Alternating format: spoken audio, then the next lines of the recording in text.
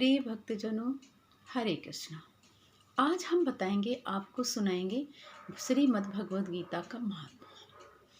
आज हम सुनाने जा रहे हैं श्रीमद् भगवद गीता का महात्म्य, पहला अध्याय। एक बार क्या हुआ कि जब माँ पार्वती शंकर जी के साथ कैलाश पर्वत में बैठी हुई तो माँ पार्वती जी, शंकर जी हमेशा कुछ न कुछ कथा माँ पार्वती जी को सुनाया करते हैं। तो पार्वती जी ने कहा कि आप हमें रामायण, भागवत सब ग्रंथ सुना चुके हैं, पुराण, वेद, अब हमें श्रीमद् भगवद गीता का महात्म्य बताइए। तो भगवान शंकर बोले, सुनो पार्वती कि एक बार क्या हुआ कि भगवान विष्णु क्षीर सागर में लेटे हुए थे और ऐसा प्रतीत हो रहा था कि वो नींद ले रहे हैं। तो लक्ष्मी जी ने उनके चरण दबाते हुए कहा कि आप सो रहे हैं। तो विष्णु भगवान बोले, नहीं देवी, मैं सो नहीं रहा हूँ, मैं आंख बंद करके अपने तेज का साक्षात्कार कर रहा हूँ और मैं सो नहीं रहा हूँ।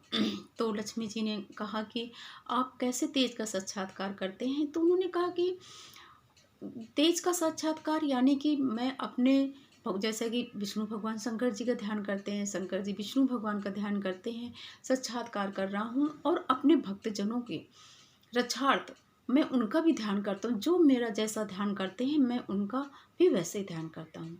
तो लक्ष्मी जी ने गीता जी के बारे में प्रश्न कर दिया कि ये गीता क्या है। तो फिर विष्णु भगवान जी ने उनका पूरा वर्णन बताया। उन्होंने कहा कि हे देवी, तुम मेरे 10 भुजाओं को 10 अध्याय मानो। 10 भुजाओं यानी 10 हाथ को गीता जी के 10 अध्याय समझो। 5 अध्याय को मेरे 5 मुख जानो और 2 चरण कमर, 2 अध्याय 2 चरण कमर और 1 अध्याय उदर यानी कि पेट हो गया। यानी जो कहने का मतलब विष्णु भगवान का ये था कि ये जो गीता है वो मेरा ही स्वरूप है, मेरा ही स्वरूप है गीता।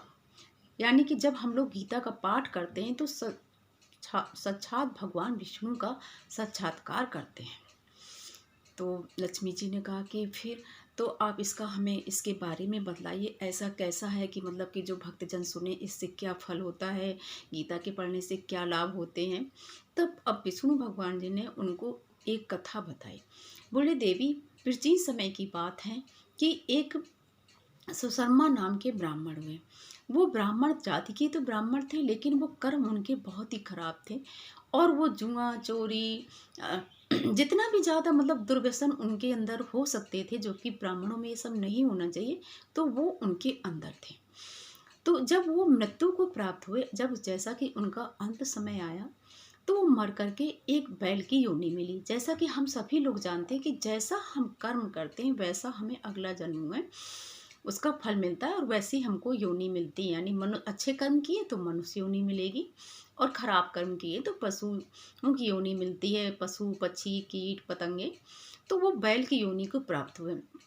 जब वो बैल बने तो एक जैसे पंगु, मीन्स जैसे कि लंगड़े होते हैं, चल नहीं पाते हैं, तो उसको एक पंगु ने खरीद लिया और वो उस पर उनका बोझा, पंगु का बोझा ढोता बैल और वो क्या कहते हैं उससे काम करवाता पंगु। तो एक दिन क्या हुआ कि बहुत ही, जैसे कि आषाढ़ माह, ग्रीष्म ऋतु, गर्मी का टाइम था, जैसे इस समय मान लीजिए जून का मौसम था।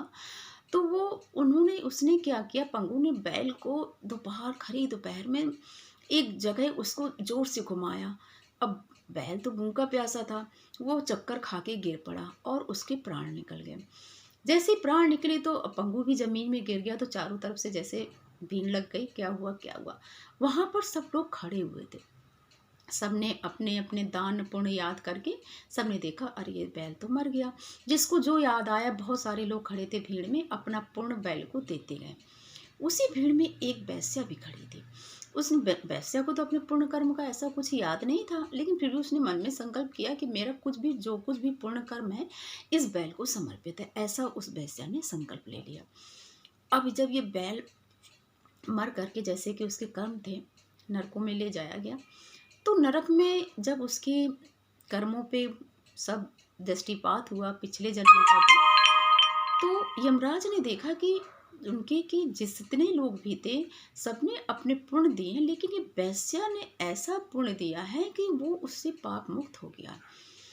तो यमराज ने कहा कि अब आप जाइए तो बैल जो था, सुशर्मा नामक ब्राह्मण, वो आत्मा मतलब भगवान यमराज से बोली कि महाराज जी, मैंने तो ऐसा कुछ काम ही नहीं किया, मैं पिछले जन्म में बैल की योनि में नहीं था, तो मैं जब पंडित बना था तो मैंने बहुत दुष्कर्म किए हैं, तो मुझे छोड़ा क्यों जा रहा है।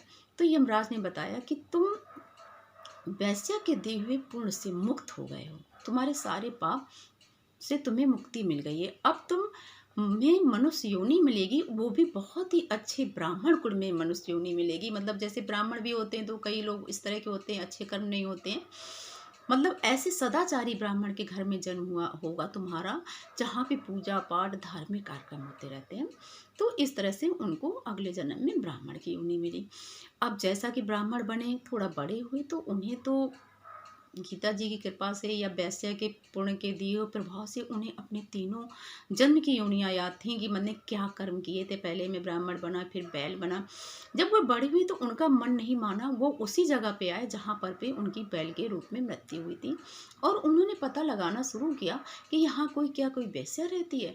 बहुतों ने बताया कि वो वहाँ पे रहती है। तो वो ब्राह्मण गए, फिर उन्होंने वैश्या से कहा जाकर, हे देवी, आप मुझे बताइए, कुछ वर्षों पहली बात है, जब एक बैल मरा था तो आपने कौन सा पुण्य दान किया था, कि वो क्या पुण्य था।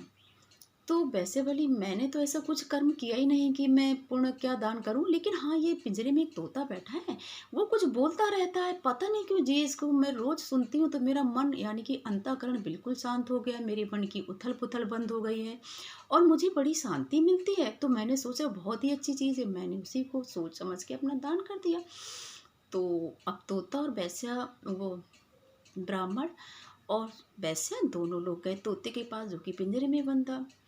तो उन्होंने तोते से कहा, भैया ये आप क्या बोला करते हो, सुबह सुबह क्या पढ़ते हो, ये क्या चीज़ है जिससे इनके मन को शांति मिली है और मुझे भी पाप ब्राह्म बैल की योनि से मुक्ति मिली। तो तोता बोला कि ऐसा है कि पिछले जन्म में मैं भी ब्राह्मण था और मैं बहुत विद्वान ब्राह्मण था, और मैंने विद्वान था लेकिन मुझे घमंड बहुत था। कहने का मतलब है कि अगर आपके पास कोई सद्गुण है या आपके पास कोई योग्यता है, तो अगर हम ये मान लें कि हमारी ये योग्यता ईश्वर ने दी है, तो हमें कभी किसी चीज़ का मान हो ही नहीं सकता। लेकिन तोता बोला कि मुझे बहुत सम्मान था, मैं बहुत पढ़ा लिखा था, मेरे बराबर कोई विद्वान नहीं था, मैं सबसे द्वेष करता था, लड़ता था, झगड़ता था, गुरुओं का अपमान करता था।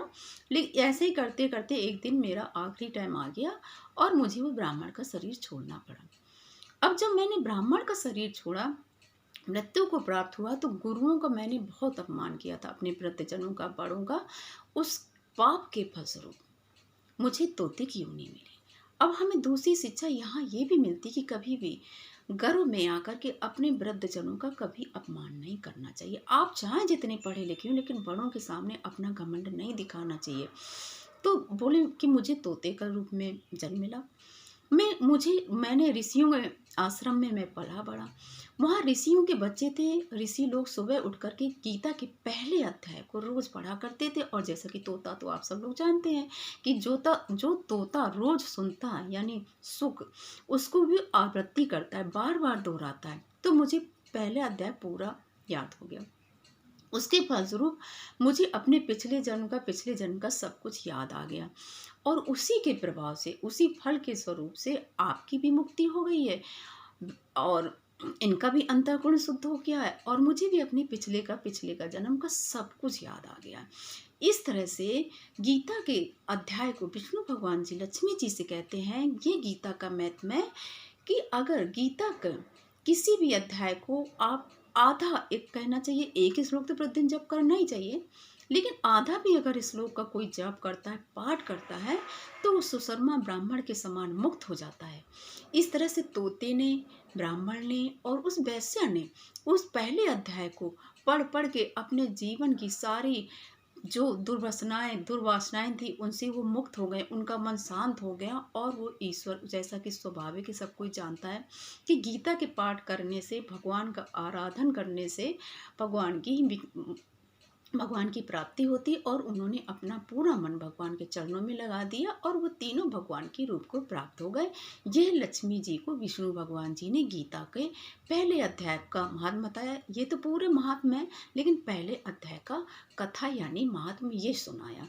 इसी तरह से हम लोग भी गीता का एक अध्याय प्रतिदिन पढ़ें तो हमारी भी भगवान में भक्ति होगी। हरे कृष्ण।